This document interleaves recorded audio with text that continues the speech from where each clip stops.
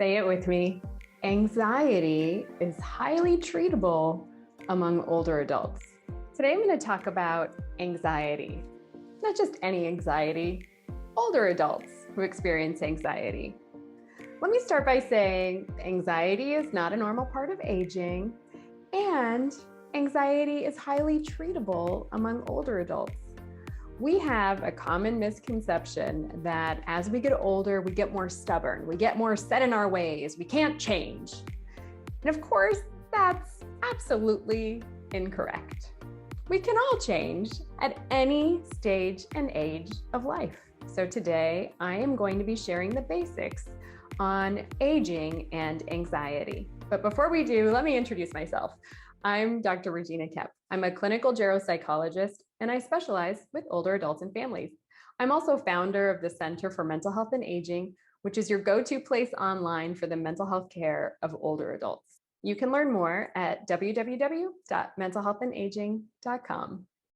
All right, so what is anxiety? Anxiety can range from low levels of anxiety, like with stress and changes in life that we kind of weather well, all the way to the extreme of being incredibly distressed and overwhelmed and worried so that it impairs our functioning. Like, I don't want to go to the store because I'm afraid I'm going to fall, so I'm just going to stay in my house all the time.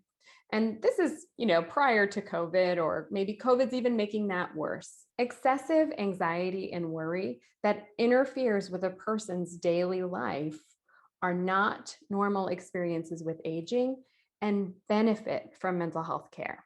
And so this is why I'm so glad that you are here today, because you're learning the basics so you can be sure to help identify these signs in your loved one and get them connected to care if they need it. The earlier we identify and treat the anxiety, the easier it will be to reverse the symptoms and prevent long-term harm. So here are some signs of anxiety among older adults. Excessive worry or fear, refusing to do routine activities, or being really overly occupied with routine. I have to do this, then I have to do this.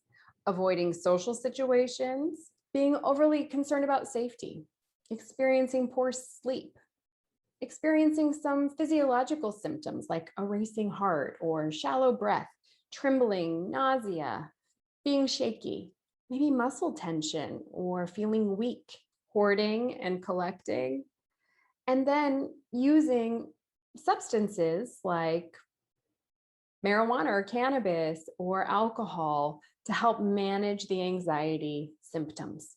Let's talk about the experiences that can increase the risk for anxiety in older adults. So the first are chronic medical conditions. And this includes medical conditions that are especially related to the breathing, like in the lungs, and the heart. So remember, just a minute ago, we talked about physiological symptoms of anxiety, which included shortness of breath and rapid heart rate. So those might mimic conditions that we see in chronic obstructive pulmonary disease or heart diseases, like with arrhythmias. And that can be very distressing, physiologically and emotionally, as you can imagine.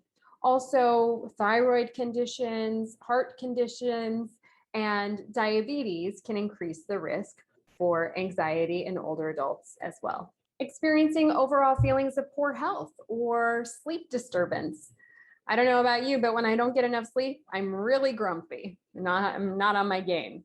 Side effects of medications. So this is a big one because older adults are prescribed lots of medications. So if you're taking steroids like a prednisone, antidepressants, stimulants, inhalers, that can increase some anxiety as well. Also, if you're using alcohol or misusing prescription drugs, that could increase anxiety in older adulthood too.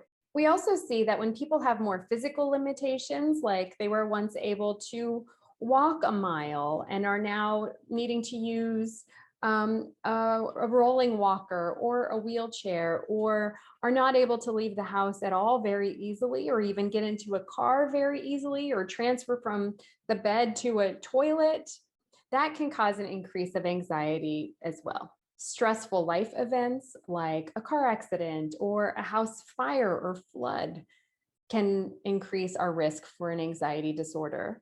And so can having a lot of trauma in childhood or other difficult or negative events in childhood that can increase our risk for anxiety as well. So, what happens when anxiety goes untreated in older adults?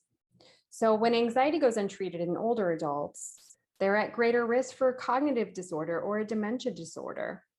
They have poorer health outcomes, like they stay sicker for longer. They might not be able to do as much for themselves, meaning that they have increased limitations in their ability to care for themselves.